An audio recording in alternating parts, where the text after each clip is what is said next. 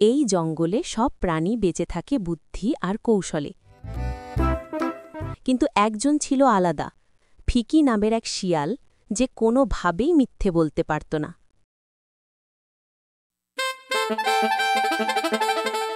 আরে বন্ধু, ফিকি অনেক দেরি করে এসেছ আজ।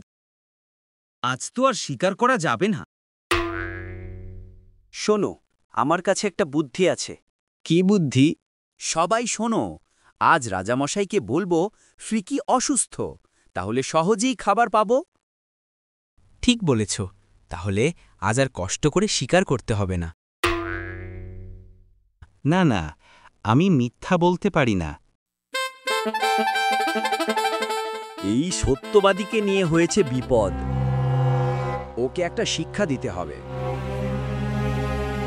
ঠিক বলেছ, ওকে দিয়ে মিথ্যা বলাতে হবে, তা না হলে আমাদের বিপদে পড়তে হবে। আরে ভাই, রাজামশাই ওভাবে আমাদের দেখছে কেন?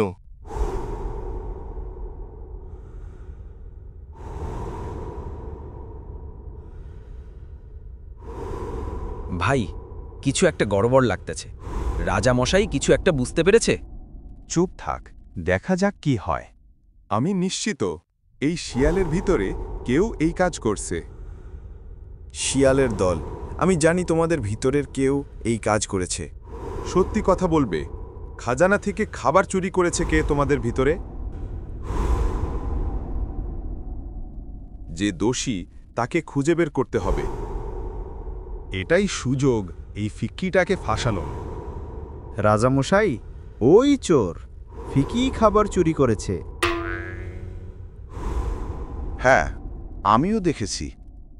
আমি কিছু চুরি করি নাই, তোমরা মিথ্যা বলছো কেন? রাজামশাই, বিশ্বাস করুন, আমি চুরি করি নাই।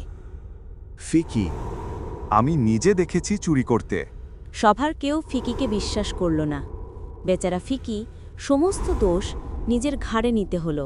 ঠিকই, তুমি কিন্তু জঙ্গলের নিয়ম ভেঙেছ, কিন্তু যেহেতু এটা তোমার প্রথম অপরাধ, তাই তোমার সাজা হচ্ছে 2 দিন কোনো খাবার পাবে না। বেচারা ফিকি একা একা জঙ্গলের মধ্যে মন খারাপ করে হাঁটতে থাকে। মনে হচ্ছে এই জঙ্গল থেকে দূরে কোথাও চলে যেতে হবে। এখানে সত্যের কোনো দাম নেই। জঙ্গলের কেউ কেউ আবার ফিকিকে ভালোবাসত সত্য বলার জন্য। মিথ্যা না বলতে পারার জন্য ফিকিকে অনেক ধরনের বিপদে পড়তে হয় মাঝে মাঝে। আরে, এই শিয়ালটা না, বেচারা খুব সহজ সরল, ওর জন্য কিছু একটা করতে হবে। নিজের দলের বন্ধুরাও বেচারার সাথে অন্যায় করে।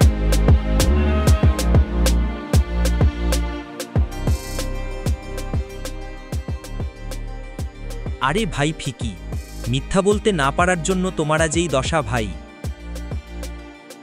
কি করব বলো, আমি মিথ্যা বলতে পারি না। একটু আধটু মিথ্যে বলা শিখে নাও, দেখবা তোমাকে কেউ ঠেকাতে পারবে না। না না ভাই, আমি মিথ্যে বলি না, এটাই আমার অহংকার। তোমার জন্য মায়া হয় ফিকি, ওই দুষ্টু শিয়াল দুইটা থেকে দূরে থাইকো। ফিকি হাঁটতে হাঁটতে ক্লান্ত হয়ে একটা গাছের নিচে ঘুমিয়ে পড়ে। হঠাৎ তার কানে ফিসফাস আওয়াজ আসে।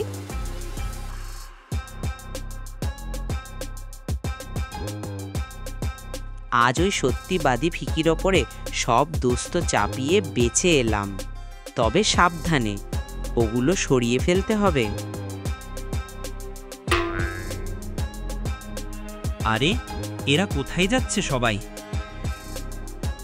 ভালোই হয়েছে, আমাদের কথা না মানার ফল পেয়েছে বেটা, বলদ সত্যিবাদী।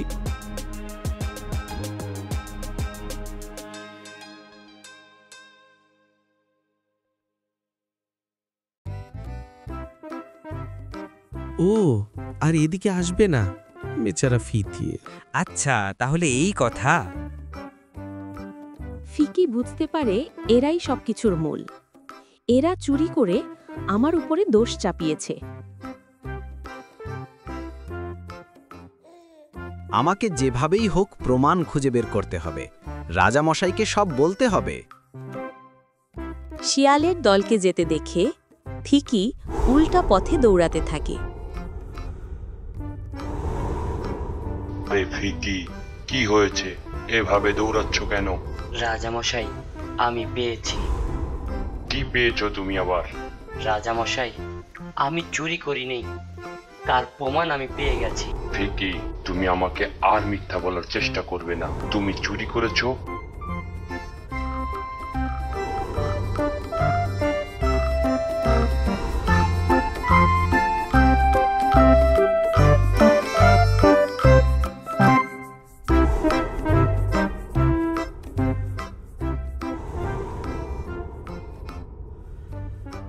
দয়া করে আমার সঙ্গে চলুন, আপনি আপনার নিজের চোখেই সবকিছু দেখতে পাবেন। আচ্ছা ঠিক আছে, আমি তোমাকে একটা শেষ সুযোগ দেব। যদি এটাও মিথ্যা হয়, কথাটা মনে রেখো। রাজামশাই, আমি নিজের কানে শুনেছি ওরা ওই খাবারের গল্প করছে। এটা না হয় বুঝলাম, কিন্তু ওদের তো কোথাও দেখছি না। ভাই, আমার তো অনেক ভয় করছে। কেউ যদি দেখে ফেলে তাহলে তার রক্ষা নেই। আর একটু চলুন রাজামশাই, ওরা এখানেই কোথাও আছে। আহা, কি যে মজা চুরি করে খাওয়া, এটা তুমি বুঝবে না। হা হা, খাও, এবার বুঝি মজা বের হবে। কেউ এদিকে আসছে। তুমি অনেক ভীতু, এই সাহস নিয়ে চুরি করতে এসো না। এখন আমাকে খেতে দাও। আহা, কি স্বাদ। আরে তাড়াতাড়ি করো, কেউ আসার আগে তাড়াতাড়ি করো, খেয়ে আমরা এখান থেকে পালিয়ে যাই। হ্যাঁ খাও, আজকের পরে তো আর খেতে পারবে না, তাই শেষবারের মতো ভালো করে খেয়ে নাও। তোমাদের এত বড় সাহস, রাজ খাজানা থেকে খাবার চুরি, তারপরে আবার অন্য কাউকে ফাঁসিয়ে দিয়ে। রাজামশাই, আপনি এখানে? এবার তোমাদের কেউ বাঁচাতে পারবে না আমাদের হাত থেকে। তোমরা চুরি করেছো, তারপর আবার ফিকির উপরে দোষ চাপিয়ে বেঁচে যাওয়ার চেষ্টা করেছো। রাজামশাই, আমাদের ভুল হয়ে গেছে, আমাদের ক্ষমা করে দিন। বন্ধুরা, আসল চোর ধরা পড়েছে। আগামী পর্ব দেখতে আমাদের সাথে থাকুন। চোর শিয়ালের কী সাজা দেয়া যায় কমেন্টে লিখুন। আর আমাদের চ্যানেলে আরও সব মজার মজার ভিডিও দেখতে ভিজিট করুন। শুধু বলতে এসেছি, এই জলাশয় আমাদের। তুমি এই জলাশয় ছেড়ে চলে যাও। বাঁচতে চাইলে আমার সামনে থেকে সরে যাও। তাইলে তুমি এভাবে কথা মানবে না। এসো, আমাকে হারাতে পারলে এই জলাশয় তোমাদের। কাল সকালে আসল কাজ শুরু হবে। যার যার কাজ সেরে ফেলো। হ্যাঁ বলেছি, আজ ভোরের আলো ফোটার আগেই কাজ সেরে ফেলতে। পরের দিন সকালে প্রতিদিনের মতো সবাই দরবারে হাজির হলো।